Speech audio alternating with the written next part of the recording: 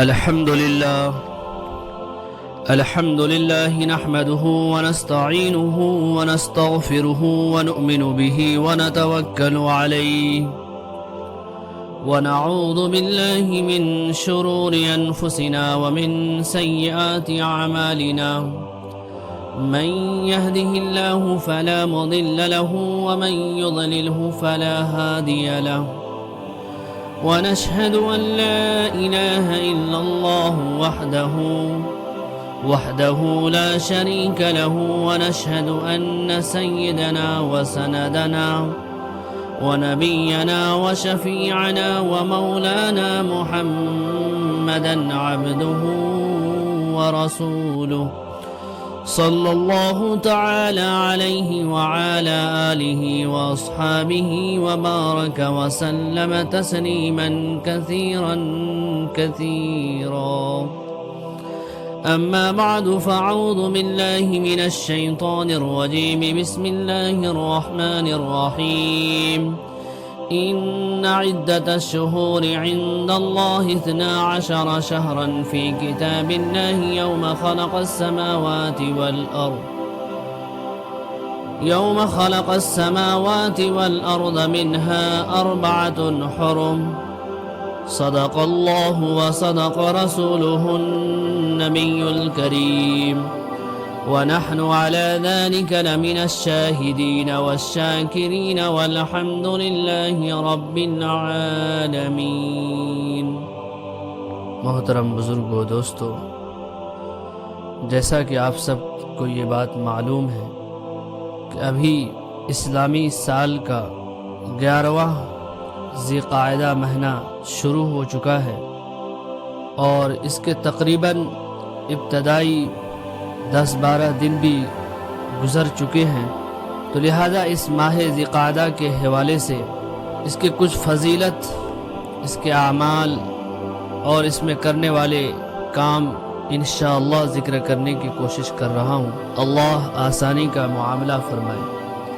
دیکھیں، اللہ قرآن کریم میں سورہ توبہ پارہ نمبر 10 اس کی 36 نمبر آیت میں سال کے 12 مہینے ذکر کیے ہیں، اور ان مہینوں کا تذکرہ کرتے ہوئے بطور خاص 4 مہینوں کو عظمت اور حرمت والا قرار دیا ہے۔ حضرات گرامی، سال کے 12 مہینے ہوتے ہیں اور یہ اللہ تعالی کے لوح محفوظ قرآن کریم میں اس دن سے یہ طے شدہ ہے جس دن سے اللہ تعالی نے زمین و آسمان کو پیدا کیا، اور ان میں سے لکھا منہا 4 حرم، کہ دیکھو 4 محترم مہینے ہیں۔ بخاری شریف کی روایت میں ان 4 مہینوں کے نام بھی ذکر کیے ہیں۔ قرآن شریف میں صرف اتنا ہے کہ 4 محترم مہینے ہیں، وہ کون سے ہیں آیات قرآنیہ میں اس کی صراحت نہیں ہے۔ بخاری شریف میں ہے کہ آپ صلی اللہ علیہ وسلم نے اس کی تفصیل بیان فرمائی ہے، اور آپ نے فرمایا کہ 4 جو محترم مہینے ہیں، 3 تو لگاتار ہے، یعنی ذی قعدہ اور ذی الحجہ اور محرم الحرام، یعنی یہ 3 تو لگاتار مسلسل ہیں، اور چوتھا وہ مہینہ جو رجب ہے، یعنی شعبان سے پہلے والا مہینہ۔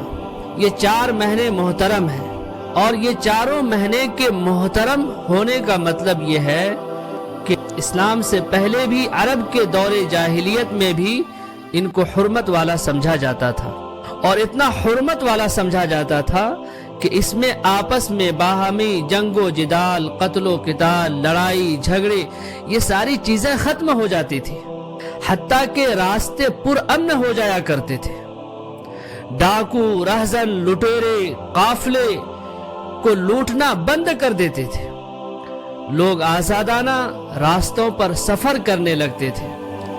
خود عہد نبوی میں نبی کریم صلی اللہ علیہ وسلم کے پاس ایک جماعت آئی، اور آپ صلی اللہ علیہ وسلم سے اسلامی تعلیمات سیکھی، اور پھر اس نے ایک بات عرض کی تھی کہ یا رسول اللہ، ہم آپ کے پاس ہر وقت اور سال کے ہر مہینے نہیں آ سکتے، صرف ہم رجب کے مہینے میں آ سکتے ہیں، کیونکہ ہمارے اور آپ کے درمیان کچھ ایسے قبائل ہیں جو ہمارے لیے لٹیرے بننے کا کام کرتے ہیں، تو ہم ان کے شر سے بچنے کے لیے رجب کے مہینے میں آپ کے پاس آ سکتے ہیں۔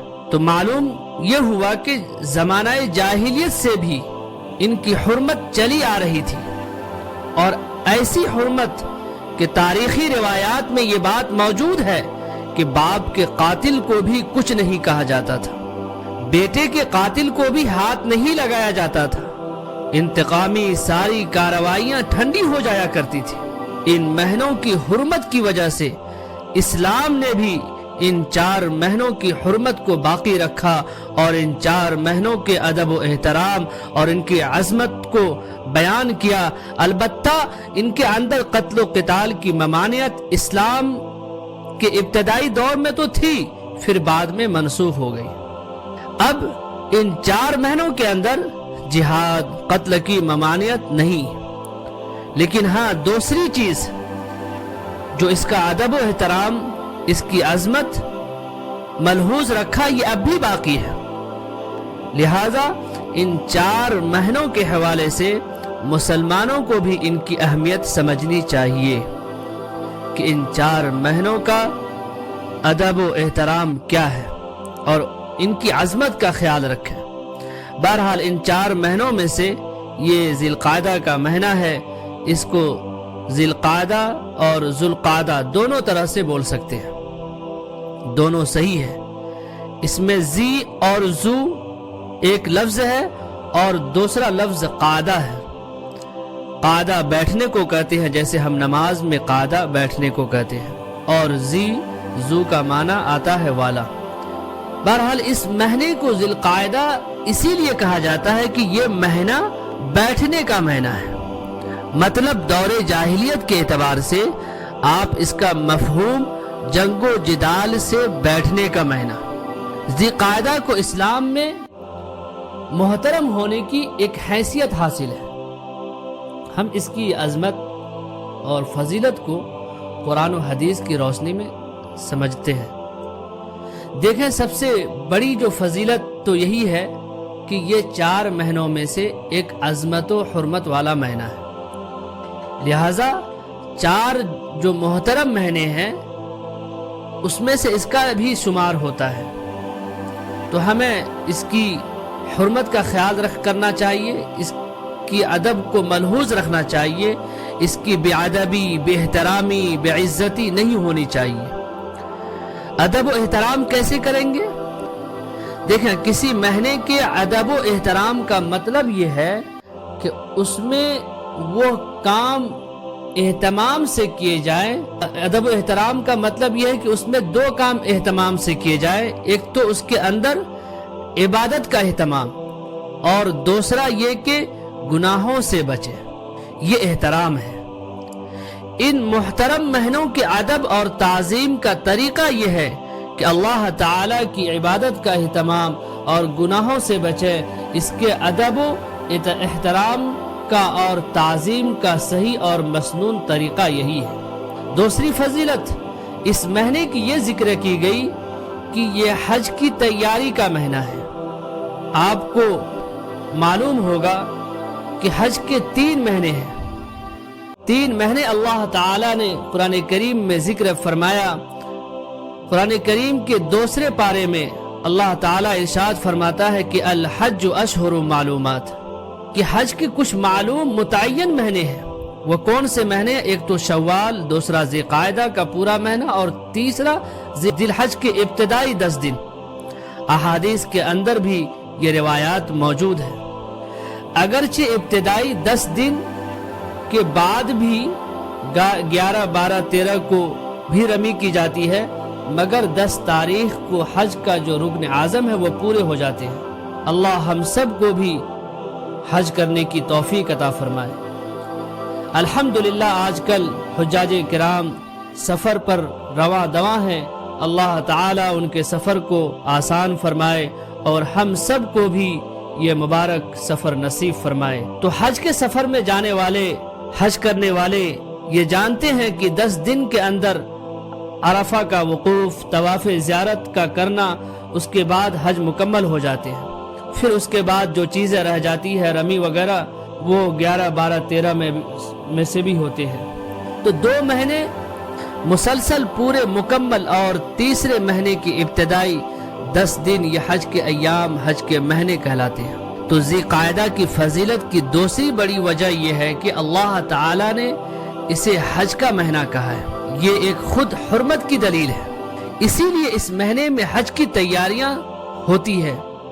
تیاریاں تو شوال سے ہی شروع ہو جاتی ہے، مگر زیادہ تر حجاج کرام اسی ذی قعدہ کے مہینے میں رخت سفر باندھتے ہیں۔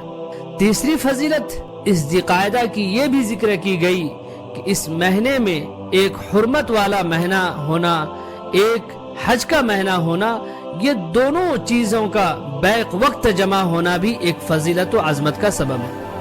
یہ فضیلت آپ دیکھیں گے دیگر مہینوں کو حاصل نہیں ہے۔ ذی الحجہ تو ہے مگر مکمل مہینہ نہیں۔ چوتھی فضیلت اس مہینے کی یہ ہے کہ اس کو میقات موسیٰ کہا جاتا ہے۔ موسیٰ کی میقات، حضرت موسیٰ علیہ السلام کی میقات کا مطلب قرآن کریم کے 90 پارے میں سورہ اعراف کی تفسیر میں ذکر کی گئی کہ جب بنی اسرائیل فرعون کے ڈوب جانے کے بعد سکون میں آ گئے، فرعون کا ظلم و ستم ختم ہو گیا، اللہ تعالیٰ نے انہیں چین و سکون عطا کر دیا، تو انہوں نے موسیٰ علیہ السلام سے شریعت اور تعلیمات الہیہ، تعلیمات خداوندی کا سوال کیا تاکہ ہم اس پر عمل کر سکیں۔ حضرت موسیٰ علیہ السلام کوہ طور پر تشریف لے گئے، اللہ تبارک و تعالی سے ہم کلامی ہوئی، اللہ تعالی نے موسیٰ علیہ السلام سے ہم کلامی کے بعد تورات کتاب دینے کا وعدہ کیا، مگر ساتھ ہی ساتھ یہ بھی شرط لگا دی گئی کہ 30 دن تک آپ کو عبادت کرنی ہے اور روزہ رکھ کر عبادت کرنی ہے، رات و دن جلوت و خلوت ہر حال میں عبادت کرنی ہے، لہذا 30 دن روزے رکھے، اور روایت میں آتا ہے کہ روزے بھی ایسے رکھے جسے صوم وصال کہا جاتا ہے۔ صوم وصال کا مطلب آپ جانتے ہیں کہ مسلسل رات و دن بیچ میں کوئی کھانا پینا سحری افطاری نہ ہو، اس کو صوم وصال کہتے ہیں۔ یہ انبیاء علیہ السلام رکھا کرتے تھے، اور ہمارے نبی کریم صلی اللہ علیہ وسلم بھی رکھا کرتے تھے، مگر امت کو اس کی اجازت نہیں دی گئی، یہاں تک کہ صحابہ کو بھی اس کی اجازت نہیں، اور ہم اس کی صلاحیت بھی نہیں رکھتے۔ چنانچہ حضرت موسیٰ علیہ السلام نے 30 دن روزے رکھے، روزہ مکمل کرنے کے بعد دوبارہ اللہ تعالیٰ سے ہم کلامی کرنے کا شرف ملا، تو اللہ تعالیٰ نے کہا اس کو مزید 10 دن اور بڑھایا جائے، یعنی 40 دن مکمل ہو جائیں تو آپ کو کتاب دی جائے گی۔ چنانچہ آپ نے 40 دن پورا کیا اور آپ کو کتاب بھی ملی، پھر واپس اپنی قوم کے پاس آئے۔ یہ بھی اس کی فضیلت و عظمت کا یہ ایک سبب ہے۔ حضرات گرامی، اب جب کہ ہم قرآن و حدیث کی روشنی میں اس کی عظمت و حرمت کو جان چکے ہیں، تو ہمیں بھی ان مہینوں میں زیادہ سے زیادہ عبادت کرنی چاہیے، اور کچھ نہ کچھ روزے بھی رکھنی چاہیے، اور زیادہ سے زیادہ گناہوں سے بچیں، اور آپسی جو رنجش و دشمنی، بغض و عناد ہمارے اندر موجود ہے، یعنی آپ وہ تمام گناہ اس وقت جو معاشرے میں موجود ہے اس کو ختم کرنے کی ہمیں کوشش کرنی چاہیے۔ اللہ اس کا ہمیں بہتر عظیم بہتر بدلہ عطا فرمائے گا۔ اللہ ہم سب کو عمل کی